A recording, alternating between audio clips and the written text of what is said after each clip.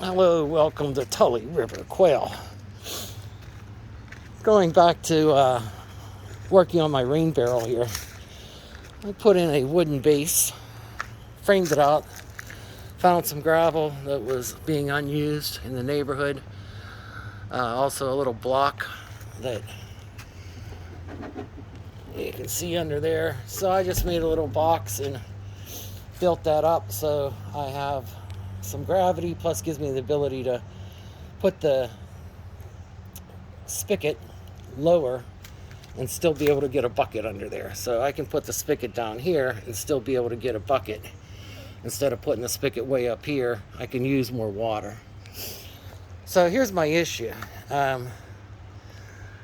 My company that I bought this kit from, says this works on 2-inch by 3-inch gutters as well as 3-inch by 4-inch gutters.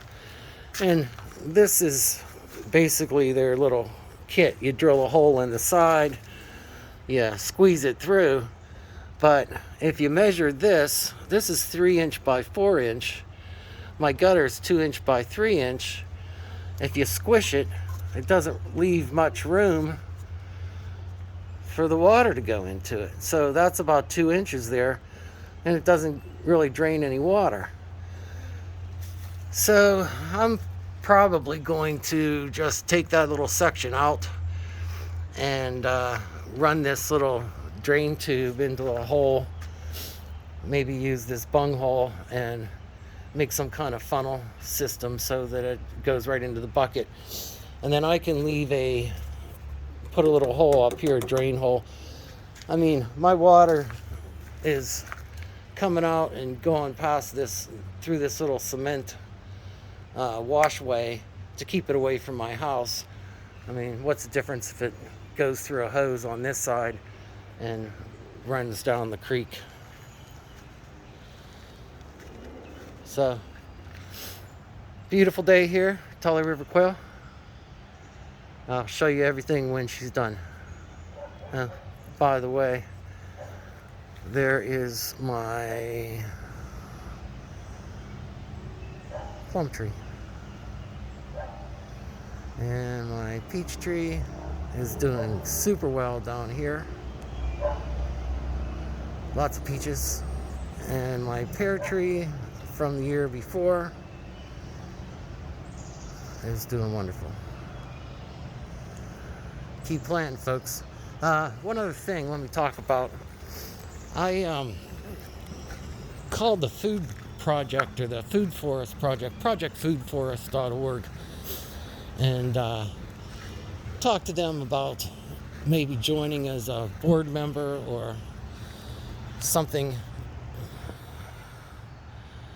Let me try to get this so it's focusable. But anyway, see if I can become involved with their group. I guess what they're doing is they're helping people take land, any land, be it their front yard or any public land or whatever. Anybody who wants to plant something that's edible. Like, so I own up to this fence line, but I have space right there. I mean, that could be a bunch of berry bushes. And why isn't it? You know, why is it these scrub bushes, brush, when it could be producing food and fruit? So I'm basically, here's my little peaches. Hello, peaches. I'm talking to these guys. I guess they got a grant for people that are starting out, and they have a software program where they can plot what's called guilds. And they have selected fruit, food, underbrush, stuff that replenishes the nutrients in the ground, and they tell you how to plant these guilds, which is basically a little food plot that's self-supporting. This is overlooking the river. The eagle lives right over there. The eagle's landed. So anyway, I contacted them. Being Memorial Day, they're probably not going to get back to me, but I think they have like $30 million that they're trying to get people to help promote this. And, you know, my thought is if I could get 10 people in Pennsylvania that help 10 other people in Pennsylvania and use this computer program where we can take people's yards instead of landscaping them. Let's foodscape your yard, so you're growing food or vegetables or whatever, fruit, just planting for the future. I guess if you remember, which you don't probably, but back in the wartime when we had these victory gardens and there was a big drive for folks that were going to plant their own victory garden to help kind of ease the pressures of the country, feed the troops, make your own food kind of thing. Well, 40% of the people did that, right? Participated in these victory gardens. And, right now it's probably less than 5%, if that. So, I mean, there aren't that many people that are having gardens. If they do, it's just a couple things for themselves. Nothing really to share with the community. And geez, the way people are nowadays, even if they did have a bounty of tomatoes or whatever, I mean, a lot of people don't even know their neighbors, or just fearful of talking. We're just so used to communicating through texts, through social media, that knocking on somebody's door with a 6-pack of beer and say, "Hi, I live down the street, what's your name?" I mean, what's wrong with that? They used to do that in communities all the time. You know what I mean? Something happened, something good, had a baby, go over and introduce yourself, say, "Hey, can I help?" See an older lady or something who husband may have passed and she's doing yard work, like, "Hey, can I help?" Organize the kids to do some yard work for folks, or have them start a little business, teach them how working instead of playing video games is a good deal. Helps teach you to do some stuff. So anyway, I'm going to get involved with these guys. Hopefully I can get involved in a big way. I mean, again, just looking here down at this forest that I have, all right, this is all public land, but I cut down some of these sumacs and these bad trees that aren't doing anything. I have these invasive trees around here, catalpas and trees of heaven and crap that came from China that basically blocks out all the sun for maples and oaks to grow. So, our primary forests are dying, and the secondary forests that are taking over are all invasive species. So, I've cleaned out this little plot right here. This is where I'm going to put my bobwhite hut, little aviary back here. But I've planted all along here. I have squash, I have blackberry growing, just different areas, and this is all going to be food at some point. And another thing, my neighbor, he's a busy guy, doesn't have time. I offered to go over and plow some of his backyard because he threw out some scrap watermelon last year and they ended up growing.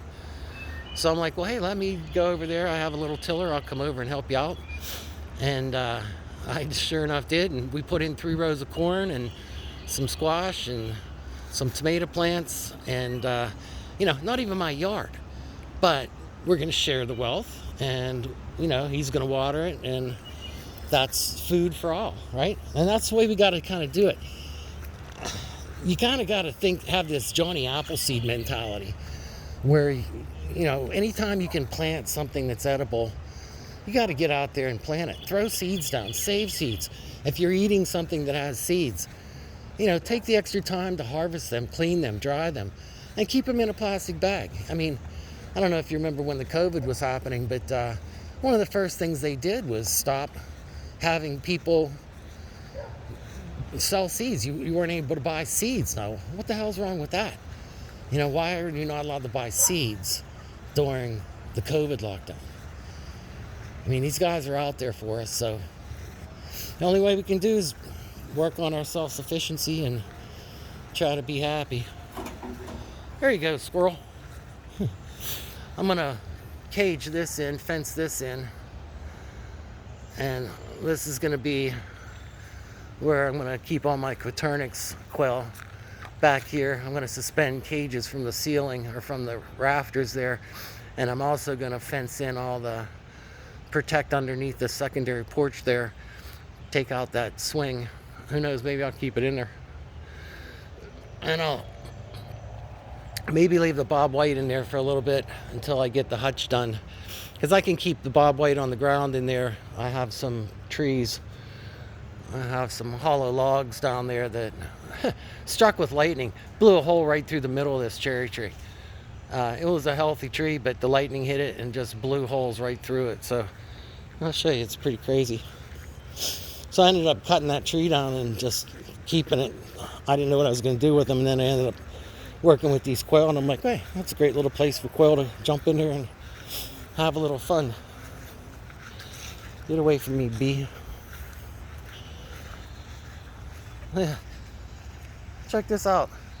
Just charcoal blasted it right down the middle. That's some pretty powerful stuff, right? Another one, another one, another one. That one looks like well, we'll leave that alone.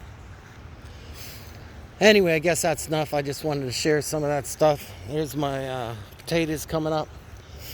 I have all my other plants in these little homemade clochers or cloches. Have some other stuff planted. Some tomatoes back there. Seems if I don't protect them, boy, these squirrels come out there and just start getting on them. So I almost have to cover everything until they're big enough. We're leaving the potatoes alone. This tree's been dead for years. So I decided I had brush all around it, this low growing thing. I ended up cutting the branches off and leaving the stump there so I could attach some trellis to it and maybe use that for a center post in the netting. I was going to hang some strawberry baskets from the thing. Well, once you know, as soon as I cut it, it starts growing. So I don't even know what kind of tree it is. It's got these crazy red leaves. All right, that's enough. Over and out.